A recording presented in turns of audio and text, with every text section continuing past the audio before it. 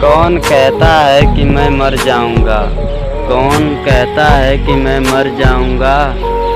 मैं तो दरिया हूँ, किसी समुंदर में उतर जाऊंगा। तू तड़प जाएगी एक बूंद के लिए, मैं तो बादल हूँ, किसी पे बरस जाऊंगा।